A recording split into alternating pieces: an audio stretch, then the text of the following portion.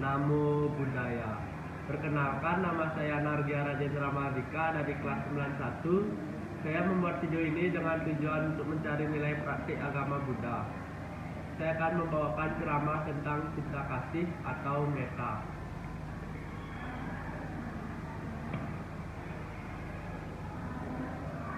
Setiap orang menginginkan hidup harmoni dan penuh kedamaian.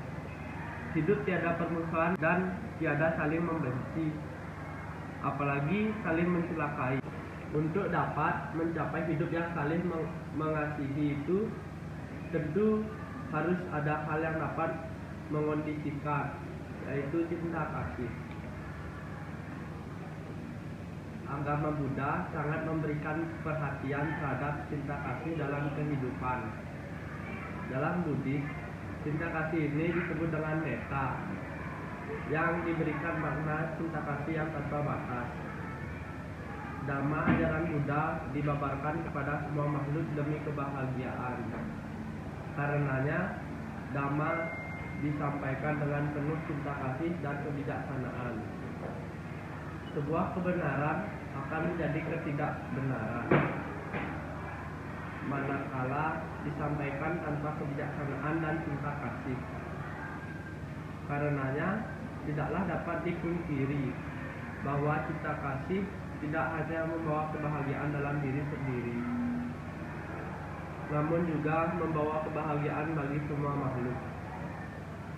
Guru Agung Buddha selalu mengingatkan kepada para siswanya untuk senantiasa berdiam dan dalam cinta kasih. Dengan melatih diri selalu berdiam dalam cinta kasih akan menghalau kebencian yang muncul dalam pikiran. Setiap orang sadar bahwa tatkala kebencian timbul, maka seorang langsung tidak akan menjadikan cinta kasih melemah. Sebaliknya, manakala pikiran bebas dari kebencian, maka cinta kasih akan semakin menguat.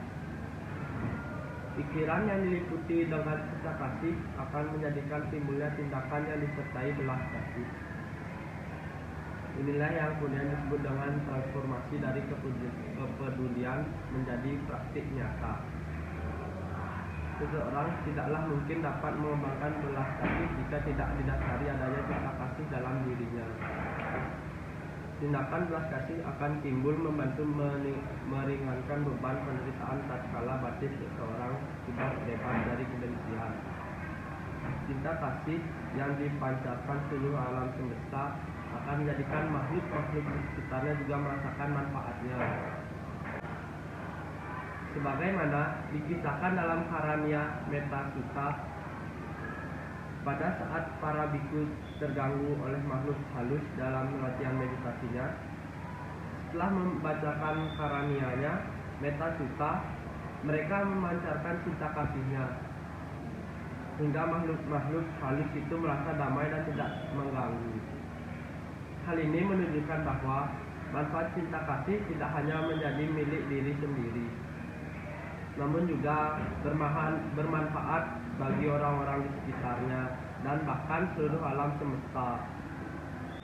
Cinta kasih menjadikan orang tidak mudah melakukan tindakan yang tidak terpuji, seperti menyakiti makhluk lain, mengambil barang yang bukan miliknya, membuat kebohongan, dan bahkan merusak lingkungan. Terhindarnya orang dari melakukan tindakan yang tidak terpuji, takut dan khawatir atas barang-barang yang dimiliki, serta terjaganya ekosistem dengan baik, dan pada akhirnya dapat terwujud kehidupan yang damai dan harmoni. Dalam lingkup yang spesifik, khususnya kaum muda, cinta kasih ini lebih dipahami sebagai bentuk ungkapan kepada lawan jenisnya. Kadang-kadang, ungkapan cinta kasih itu tidak diikuti dengan kebijaksanaan, yang akhirnya menimbulkan penderitaan. Banyak kita mendengar dan melihat berbagai tindakan perilaku menyimpang, pergaulan bebas, perundungan, dan tindak kekerasan lainnya dengan dalih cinta. Itulah wujud dari cinta kasih yang diliputi oleh nafsu keserakahan, yang didorong oleh kemauan untuk memenuhi keinginan. Pada saat seseorang ingin mencintai orang lain, maka dia harus dapat memahami orang orang yang dicintai. Di antara mereka yang saling mencintai harus tumbuh pengertian yang terbuka untuk dapat melihat dan mengerti aspirasi dan keperluannya. Inilah landasan cinta sejati. Cinta kasih yang dilandasi oleh belas kasih, cinta kasih yang tidak diliputi oleh kemelekatan, cinta kasih yang membawa kebahagiaan. Karenanya, jika seorang hanya berpikir untuk diri sendiri dan mengabaikan orang lain, maka orang itu tidak akan dapat mencintai. Marilah hiasi hidup ini dengan penuh cinta kasih kepada semua makhluk. Sabe sata bontu kata, semoga semua makhluk hidup berbahagia. Sadu, sadu, sadu.